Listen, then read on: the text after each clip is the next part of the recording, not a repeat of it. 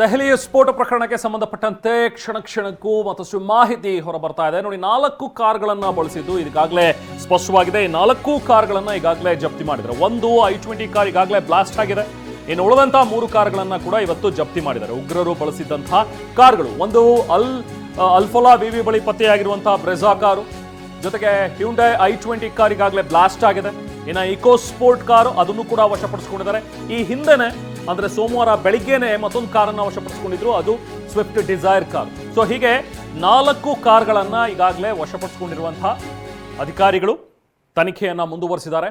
ಈ 4 ಕಾರ್ಗಳನ್ನ ಬಳಸಿ ಸ್ಫೋಟ ಪ್ಲಾನ್ ಮಾಡಲಾಗಿತ್ತು ಅಂತೇಳಿ. ಅಂದ್ರೆ ಈ ಸ್ಫೋಟದ ಮುನ್ನ ಈ 4 ಕಾರ್ಗಳಲ್ಲಿ ಅನುಮಾನಾಸ್ಪದವಾಗಿ ಒಂದಷ್ಟು ಸ್ಫೋಟಕಗಳನ್ನು ಸಾಗಿಸಿರಬಹುದು ಅನ್ನುವಂಥದ್ರ ಬಗ್ಗೆ ಇರುವಂತಹ ಮಾಹಿತಿ. ನೋಡಿ, ದೃಶ್ಯಗಳಲ್ಲಿ ನಾವು ಗಮನಿಸಬಹುದು, ಒಂದು ಕಡೆ ಟೋಲ್ ಕ್ರಾಸ್ ಮಾಡ್ತಾ ಇರುವಂತಹ ಈ i20 ಹ್ಯುಂಡೈ ಕಾರ್.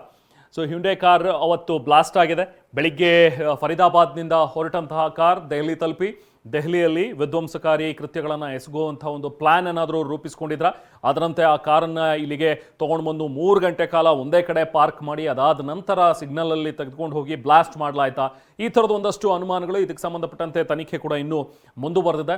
ಈಗ ಇರುವಂಥ ಪ್ರಶ್ನೆ ಅಂತ ಹೇಳಿದ್ರೆ, 3 ಗಂಟೆ ಒಂದೇ ಕಡೆ ಕಾರ್ ನಿಲ್ಲುತ್ತೆ ಅನ್ನುವಂಥದ್ದಾದರೆ ಯಾಕೆ ಅದ್ರ ಬಗ್ಗೆ ಗಮನ ಕೊಡಲಿಲ್ಲ ಅನ್ನುವಂಥದ್ದು ಸಹಜವಾಗಿ ಕಾಡುವಂಥ ಪ್ರಶ್ನೆ. ಯಾವುದೋ ಒಂದು ಅನುಮಾನಾಸ್ಪದವಾಗಿ ಒಂದು ಕಾರು ಪಾರ್ಕಿಂಗ್ ಅಲ್ಲಿ ನಿಂತಿದೆಯಲ್ಲ, ಸಾಮಾನ್ಯವಾಗಿ ಯಾವುದೇ ಒಂದು ಕೆಲಸಕ್ಕೆ ಅಂತ ಹೇಳಿ ರೆಗ್ಯುಲರ್ ಆಗಿ ಒಂದಷ್ಟು ಆಫೀಸ್ಗಳಲ್ಲಿ ಅಥವಾ ಒಂದಷ್ಟು ಕಡೆ ಕಮರ್ಷಿಯಲ್ ಕಾಂಪ್ಲೆಕ್ಸ್ಗಳಲ್ಲಿ ಕೆಲಸ ಮಾಡುವಂಥವ್ರು ಅಥವಾ ಅಲ್ಲಿ ಅಂಗಡಿಗಳನ್ನು ನಡೆಸುವಂಥವ್ರು, ಅವ್ರ ಕಾರ್ಗಳು ಬರುತ್ತೆ 5 ಗಂಟೆ 6 ಗಂಟೆ ನಿಲ್ಲೋದ್ರಲ್ಲೂ ಕೂಡ ಅದರಲ್ಲೇನು ಅನುಮಾನ ಇಲ್ಲ. ಆದರೆ ಯಾವುದೋ ಒಂದು ಈ ಥರದ ಕಾರು ಬಂದು ನಿಂತಿದೆಯಲ್ಲ, 3 ಗಂಟೆ ಕಾಲ ಒಂದೇ ಕಡೆ ನಿಂತಿದೆಯಲ್ಲ, ಪಾರ್ಕ್ ಮಾಡಿದೆಯಲ್ಲ ಅನ್ನುವಂಥದ್ರ ಬಗ್ಗೆ ಸಹಜವಾಗಿ ಅನುಮಾನ ಬರಬೇಕಿತ್ತು.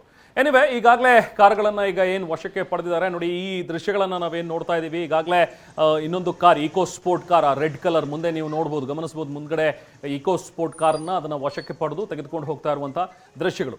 ಸೊ ಆ ಇಕೋ ಸ್ಪೋರ್ಟ್ ಕಾರನ್ನು ಕೂಡ ಇವತ್ತು ವಶಪಡಿಸ್ಕೊಂಡ್ರು. ಈ ಇಕೋ ಸ್ಪೋರ್ಟ್ ಕಾರನ್ನು ಕೂಡ ಬಳಕೆ ಮಾಡಿದ್ದಾರೆ. ಇದೇ ಈಗ ಶಂಕಿತ ಉಗ್ರರು ಯಾರೆಲ್ಲ ಇದಾರಲ್ಲ, ನಾವು ಈಗಾಗಲೇ ನಿಮಗೆ ದೃಶ್ಯಗಳಲ್ಲಿ ತೋರಿಸ್ತಾ ಇದ್ವಿ, ಅವರ ಫೋಟೋಗಳನ್ನು ಕೂಡ ತೋರಿಸ್ತಾ ಇದ್ದೀವಿ. ಈಗ ಫಾರ್ ಎಕ್ಸಾಂಪಲ್ ಡಾಕ್ಟರ್ ಉಮರ್ ಈಗ ಈ ಕಾರ್ ಸ್ಫೋಟದಲ್ಲಿ ಸತ್ತಿರೋನು, ಅದ್ರ ಜೊತೆಗೆ ಡಾಕ್ಟರ್ ಶಾಹೀನ್ ಆಗಿರ್ಬೋದು, ಡಾಕ್ಟರ್ ಶಕೀಲ್ ಆಗಿರ್ಬೋದು, ಡಾಕ್ಟರ್ ಆದಿಲ್, ಡಾಕ್ಟರ್ ಸಜ್ಜಾದ್, ಇವರೆಲ್ಲರನ್ನೂ ಕೂಡ ಈಗಾಗಲೇ ವಶಕ್ಕೆ ಪಡೆದು ವಿಚಾರಣೆಯನ್ನು ನಡೆಸ್ತಾ ಇದ್ದಾರೆ. ನೋಡಿ, 3 ದೃಶ್ಯಗಳನ್ನು ಗಮನಿಸ್ಬೋದು. ಒಂದು ಇಕೋ ಸ್ಪೋರ್ಟ್ ಕಾರ್, ರೆಡ್ ಕಲರ್ನ ಈ ಕಾರನ್ನು ಈಗಾಗಲೇ ವಶಕ್ಕೆ ಪಡೆದಿರುವಂಥ ಅಧಿಕಾರಿಗಳು ಅದನ್ನು ಸಾಗಿಸ್ತಾ ಇದ್ದಾರೆ. ಈಗ ಡೆಲ್ಲಿಗೆ ಅದನ್ನು ತೊಗೊಂಡು ಬಂದು ಹೆಚ್ಚಿನ ಒಂದು ತಪಾಸಣೆ ನಡೆಸೋದಕ್ಕೆ. ನೋಡಿ, DL10 CK0458 ನಂಬರಿನ ಕಾರಿದು. ಅದು ಒಂದು ಜಾಗದಲ್ಲಿ ನಿಲ್ಲಿಸಿ ಯಾರೋ ಪಾರ್ಕ್ ಮಾಡಿ ಅಲ್ಲಿಂದ ಎಸ್ಕೇಪ್ ಆಗಿದ್ದಾರೆ. ಅದರಲ್ಲಿ ಯಾರೂ ಕೂಡ ಇರಲಿಲ್ಲ. ಹೋಗಿ ಪೊಲೀಸರು ಆ ಒಂದು ಕಾರನ್ನು ಸಂಪೂರ್ಣವಾಗಿ ತಪಾಸಣೆಯನ್ನು ನಡೆಸಿದ್ರು. ಅದರೊಳಗೂ ಕೂಡ ಏನೂ ಸ್ಫೋಟಕಗಳು ಸಿಕ್ಕಿರೋದ್ರ ಬಗ್ಗೆ ಇನ್ನೂ ಕೂಡ ವರದಿ ಆಗಿಲ್ಲ. ಬಟ್ ಈ ಕಾರು ಕೂಡ ಉಮರ್ ಹೆಸರಿನಲ್ಲೇ ನೋಂದಣಿ ಆಗಿರುವಂಥದ್ದು. ಈಗೇನು ಶಂಕಿತ ಉಗ್ರ ಇದ್ದಾನೆ, ಇದೇ ಕಾರ್ನಲ್ಲಿ i20 ಕಾರ್ನಲ್ಲಿ ಏನು ಬ್ಲಾಸ್ಟ್ ಆಗಿದೆ ಅದರಲ್ಲಿ ಆತ ಕೂಡ ಏನು ಸಾವನ್ನಪ್ಪಿದ್ದಾನೆ. ಸೊ ಈತ ಈಗ ಶಂಕಿತ ಉಗ್ರ ಅಂತ ಹೇಳಿ ಈತನನ್ನು ಈಗಾಗಲೇ ಏನು ಬ್ರ್ಯಾಂಡ್ ಮಾಡಿದ್ವಿ. ನೋಡಿ, ಇಲ್ಲಿ ದೃಶ್ಯಗಳನ್ನು ನಾವೇನು ನೋಡ್ತಾ ಇದ್ವಿ, it's same EcoSport car. ಇದು ಕೂಡ ಆ ಶಂಕಿತ ಉಗ್ರ ಉಮರ್ಗೆ ಸೇರಿದಂತಹ ಒಂದು ಕಾರ್ ಅಂತ ಹೇಳಿ ಆತನ ಹೆಸರಲ್ಲೇ ನೋಂದಣಿ ಆಗಿದೆ. ಇದು ಕೂಡ ಕೆಂಪು ಬಣ್ಣದ ಫೋರ್ಡ್ ಇಕೋ ಸ್ಪೋರ್ಟ್ ಕಾರನ್ನ ಕೂಡ ಈಗ ಶಿಫ್ಟ್ ಮಾಡ್ತಾ ಇದ್ದಾರೆ. ಡಾಕ್ಟರ್ ಉಮರ್ಗೆ ಸೇರಿದಂತಹ ಈ ಕೆಂಪು ಬಣ್ಣದ ಕಾರ್ ಇದು. ಈಗ ಹರಿಯಾಣದ ಖಂಡವಾಲಿ ಗ್ರಾಮದ ಬಳಿ ಏನು ಕಾರ್ ಪತ್ತೆ ಆಯ್ತಲ್ಲ, ಅಲ್ಲಿಂದ ಅದನ್ನ ಶಿಫ್ಟ್ ಮಾಡಿದ್ದಾರೆ. DL10 CK0458 ನಂಬರಿನ ಕೆಂಪು ಬಣ್ಣದ ಕಾರ್ ಇದು, ಇಕೋ ಸ್ಪೋರ್ಟ್. ಇದೇ ಕಾರ್ನಲ್ಲಿ ಅಮೋನಿಯಂ ನೈಟ್ರೇಟ್ ಸಾಗಣೆ ಮಾಡಿದ್ದಾರೆ ಅನ್ನುವಂಥದ್ರ ಬಗ್ಗೆ ಇರುವಂತಹ ಅನುಮಾನಗಳು. ಸೊ ಆ ಒಂದು ನಿಟ್ಟಿನಲ್ಲಿ ಈಗಾಗಲೇ ಪ್ರಾಥಮಿಕವಾಗಿ ತಪಾಸಣೆಯನ್ನು ನಡೆಸಿದ್ರು. ಏನಾದರೂ ಬ್ಯಾಗ್ಗಳಿರ್ಬೋದಾ ಅಥವಾ ಬೇರೆ ಇನ್ನೇನಾದರೂ ವಸ್ತುಗಳು ಸಿಗಬಹುದಾ ಅನ್ನುವಂಥದ್ರ ಬಗ್ಗೆ ಸದ್ಯಕ್ಕೆ ಆ ಥರದ್ದೇನು ಸಿಕ್ಕಿರೋದ್ರ ಬಗ್ಗೆ ಇನ್ನೂ ಕೂಡ ವರದಿ ಸ್ಪಷ್ಟವಾಗಿಲ್ಲ. ಇನ್ನೂ ಕೂಡ ಅದ್ರ ಬಗ್ಗೆ ಏನೂ ಡೀಟೇಲ್ಸ್ ಲಭ್ಯವಾಗಿಲ್ಲ. ಬಟ್ ಟೋ ಮಾಡಿ ತೆಗೆದುಕೊಂಡು ಹೋಗ್ತಾ ಇದ್ದಾರೆ. ಟೋ ಮಾಡಿ ಎತ್ಕೊಂಡು ಹೋಗ್ತಾ ಇರುವಂಥ ದೃಶ್ಯಗಳು ಕೂಡ TV9ಗೆ ಲಭ್ಯವಾಗಿವೆ. The same EcoSport car, red ಕಲರ್ನ ಕಾರ್. ಇದು ಕೂಡ ಆವತ್ತು ಸೋಮವಾರ ಏನು ಬ್ಲಾಸ್ಟ್ ಆಯ್ತಲ್ಲ i20 ಹ್ಯುಂಡೈ ಕಾರು, ಸೊ ಆ ಟೈಮ್ನಲ್ಲಿ ಅಕ್ಕಪಕ್ಕದಲ್ಲಿ ಈ ಕಾರು ಕೂಡ ಓಡಾಡ್ತಾ ಇತ್ತು ಅನ್ನುವಂಥ ಸಂಶಯ ಇದೆ. ಯಾವಾಗ ಈ ಹ್ಯುಂಡೈ i20 ಕಾರ್ ಬ್ಲಾಸ್ಟ್ ಆಯಿತು, ಅದಾದ ನಂತರ ಆ ಜಾಗದಿಂದ ಈ ಇಕೋ ಸ್ಪೋರ್ಟ್ ಕಾರನ್ನು ತೆಗೆದುಕೊಂಡು ಹೋಗಲಾಗಿತ್ತು. ಬಟ್ ಅದನ್ನು ಯಾರು ಡ್ರೈವ್ ಮಾಡಿದ್ರು? ಯಾಕಂದರೆ ಅವತ್ತು ನಾವು 29ನೇ ತಾರೀಕಿನ ದೃಶ್ಯಗಳನ್ನು ನೋಡಿದಾಗ ಒಂದು ಕಡೆ ಈ ಎಮಿಷನ್ ಟೆಸ್ಟನ್ನು ಮಾಡಿಸ್ತಾರಲ್ಲ, ಆಗ 3 ಜನ ಇರ್ತಾರೆ ಆ ಹ್ಯುಂಡೈ i20 ಕಾರ್ನಲ್ಲಿ. ಸೊ ಬಟ್ ಬ್ಲಾಸ್ಟ್ ಆದಂಥ ಸಂದರ್ಭದಲ್ಲೂ ಕೂಡ ಬಹುಶಃ 3 ಇದ್ರು ಅಂತ ಹೇಳಲಾಗ್ತಾ ಇತ್ತು. ಬಟ್ ಆಮೇಲೆ ಗೊತ್ತಾದಂಥ ವಿಚಾರ ಅಂತ ಹೇಳಿದ್ರೆ ಒಬ್ಬನೇ ಇದ್ದ ಡಾಕ್ಟರ್ ಉಮರ್, ಆತನೇ ಈ ಕಾರನ್ನು ಡ್ರೈವ್ ಮಾಡ್ತಾ ಇದ್ದ ಅಂತೇಳಿ ಅದಕ್ಕೆ ಸಂಬಂಧಪಟ್ಟಂಥ ಒಂದಷ್ಟು ದಾಖಲೆಗಳು ಕೂಡ ಸಿಕ್ಕಿವೆ. ಟೋಲ್ ಹತ್ರ ಪಾಸ್ ಆಗಿರುವಂಥದ್ದು ಕಾರು ಅದೆಲ್ಲೂ ಕೂಡ ಸಿಕ್ಕಿದೆ. ನೋಡಿ, ಅಲ್ಫೋಲಾ ವಿವಿಯಲ್ಲಿ ಈಗ ಶೋಧ ಕಾರ್ಯ ತೀವ್ರಗೊಂಡಿದೆ. ವಿವಿಗೆ ಬಾಂಬ್ ನಿಷ್ಕ್ರಿಯ ದಳ ಕೂಡ ಈಗ ಎಂಟ್ರಿ ಕೊಟ್ಟಿದೆ, ಅಲ್ಲಲ್ಲಿ ತಪಾಸಣೆಯನ್ನ ಮಾಡ್ತಾ ಇದೆ. ಬಾಂಬ್ ನಿಷ್ಕ್ರಿಯ ದಳದಿಂದ ನಡೀತಾ ಇರುವಂತಹ ಶೋಧ ಕಾರ್ಯ, ವಿವಿಯ ಇಂಚಿಂಚು ಮೂಲೆಗಳನ್ನ ಜಾಲಾಡ್ತಾ ಇದ್ದಾರೆ.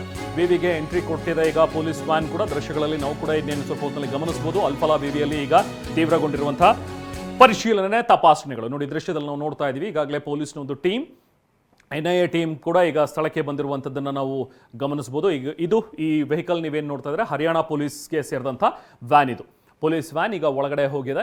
ಜೊತೆಗೆ ಬಾಂಬ್ ಸ್ಕ್ವಾಡ್ ಕೂಡ ಈಗಾಗಲೇ ಸ್ಥಳಕ್ಕೆ ತಲುಪಿರುವಂಥದ್ದು. ನಿನ್ನೆಯಿಂದಲೂ ಕೂಡ ನಾವು ಗಮನಿಸ್ತಾ ಇದ್ದೀವಿ. ಅಲ್ಲಿ ರೂಮ್ ನಂಬರ್ 13 ಏನಿದೆಯಲ್ಲ, building number 17, room number 13. So ಅಲ್ಲೇನೆ ಇವರೆಲ್ಲರೂ ಕೂಡ ಮೀಟಿಂಗ್ ಮಾಡ್ತಾ ಇದ್ರು. ಅಲ್ಲಿ ಒಂದಷ್ಟು ಪ್ಲಾನಿಂಗ್ಗಳಾಗ್ತಾ ಇತ್ತು. ಜೊತೆಗೆ ರೂಮ್ ನಂಬರ್ 13 ಏನಿದೆ ಅದ್ರ ಪಕ್ಕದಲ್ಲೇ ಲ್ಯಾಬ್ ಇತ್ತು.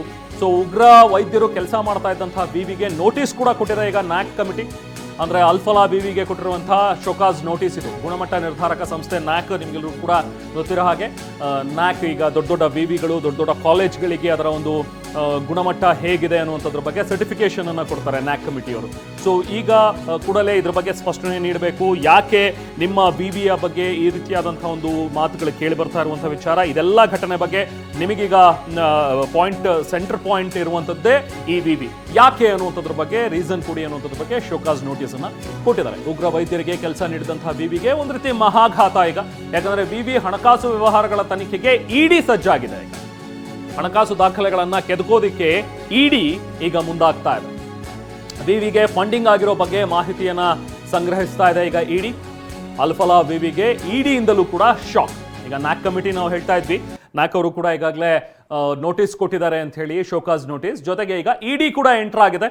ಯಾಕಂದ್ರೆ ಈ ವಿವಿಯಲ್ಲಿ ಒಂದಷ್ಟು ವಿಧ್ವಂಸಕಾರಿ ಘಟನೆ ಮಾಡಬೇಕು, ವಿಧ್ವಂಸಕಾರಿ ಕೃತ್ಯಗಳನ್ನು ಎಸಗಬೇಕು ಅನ್ನೋಂಥದ್ರ ಬಗ್ಗೆ ಪ್ಲಾನಿಂಗ್ ನಡೀತಾ ಇತ್ತು ಅನ್ನೋಂಥದ್ರ ಬಗ್ಗೆ ಸಿಕ್ಕಿರುವಂಥ ಮಾಹಿತಿ. ಸೊ ಹಾಗಾಗಿ ಈ ವಿವಿಗೆ ಹಣದ ಮೂಲ ಯಾವುದು, ಯಾರ್ಯಾರು ಫಂಡಿಂಗ್ ಮಾಡಿದ್ದಾರೆ, ಹೊರದೇಶಗಳಿಂದ ಏನಾದರೂ ಫಂಡಿಂಗ್ ಆಗಿತ್ತಾ ಈ ಒಂದು ವಿವಿಗೆ, ಅಥವಾ ಇಲ್ಲಿರುವಂಥವ್ರು ಒಂದಷ್ಟು ಜನ ಅದಕ್ಕೆ ಫಂಡ್ ಮಾಡ್ತಾ ಇದ್ರ, ಎಲ್ಲಿಂದ ಬರ್ತಾ ಇತ್ತು, ಇದಕ್ಕೂ ಕೂಡ ಟೆರರ್ ಲಿಂಕ್ ಏನಾದರೂ ಇದೆಯಾ ಅನ್ನುವಂಥದ್ರ ಬಗ್ಗೆ ಈಗ ಜನ್ಮಜಾಲೋಡೋದಕ್ಕೆ ಇಡಿ ಕೂಡ ಎಂಟರ್ ಆಗಿದೆ. ಸೊ ಜಾರಿ ನಿರ್ದೇಶನಾಲಯದ ಅಧಿಕಾರಿಗಳು ಕೂಡ ಈಗ ಇಡಿ ನೋಟಿಸನ್ನು ಅಲ್ಫಲಾ ಯೂನಿವರ್ಸಿಟಿಗೆ ನೀಡ್ತಾ ಇದ್ದಾರೆ. ಒಂದು ರೀತಿ ಮಹಾಘಾತ ಈ ವಿವಿಗೆ. ಯಾಕಂದರೆ ಇವರೆಲ್ಲರೂ ಕೂಡ ಈಗೇನು ಅರೆಸ್ಟ್ ಆಗಿದ್ದಾರೆ ಅಷ್ಟು ಜನಕ್ಕೂ ಕೂಡ ಈ ವಿವಿಗೆ ಲಿಂಕ್ ಇದೆ. ಡಾಕ್ಟರ್ ಉಮರ್ ಆತ ಕೂಡ ಇದರಲ್ಲಿ ಕೆಲಸ ಮಾಡ್ತಾ ಇದ್ದ ಅಂಥೇಳಿ, ಡಾಕ್ಟರ್ ಶಾಹೀನ್ ಇವರೆಲ್ಲರೂ ಕೂಡ ಇದೇ ವಿವಿಯಲ್ಲಿ ಕೆಲಸ ಮಾಡ್ತಾ ಇದ್ರು. ಮುಜಮ್ಮಿಲ್ ಶಕೀಲ್ ಆತ ಕೂಡ ಮೊದಲು ಏನು ಅರೆಸ್ಟ್ ಆಗ್ತಾನೆ, ಆತನ ಒಂದು ರೆಂಟೆಡ್ ಹೌಸ್ನಿಂದ ಸ್ಫೋಟಕಗಳನ್ನು ವಶಪಡಿಸ್ಕೊಳ್ತಾರೆ. ಅದಾದ ನಂತರ ಒಬ್ಬೊಬ್ಬರಾಗೆ ಅರೆಸ್ಟ್ ಆಗ್ತಾ ಹೋಗ್ತಾರೆ. ಇವರೆಲ್ಲರಿಗೂ ಕೂಡ ಅಲ್ಫಲಾ ಯೂನಿವರ್ಸಿಟಿಯಿಂದ ಲಿಂಕ್ ಇದೆ ಅನ್ನುವಂಥದ್ದು. ಇನ್ಫ್ಯಾಕ್ಟ್ ಈ ಶಂಕಿತ ಉಗ್ರ ಏನು ಕಾರ್ ಬ್ಲಾಸ್ಟ್ನಲ್ಲಿ ಆತ ಕೂಡ ಸಾವನ್ನಪ್ಪಿದ್ದಾನೆ, ಸೊ ಆತ MBBS ಮಾಡಿದ್ದು ಕೂಡ ಅಲ್ಫಲಾ ಯೂನಿವರ್ಸಿಟಿಲಿ ಅನ್ನುವಂಥದ್ರ ಬಗ್ಗೆ ಲಿಂಕ್ ಇದೆ.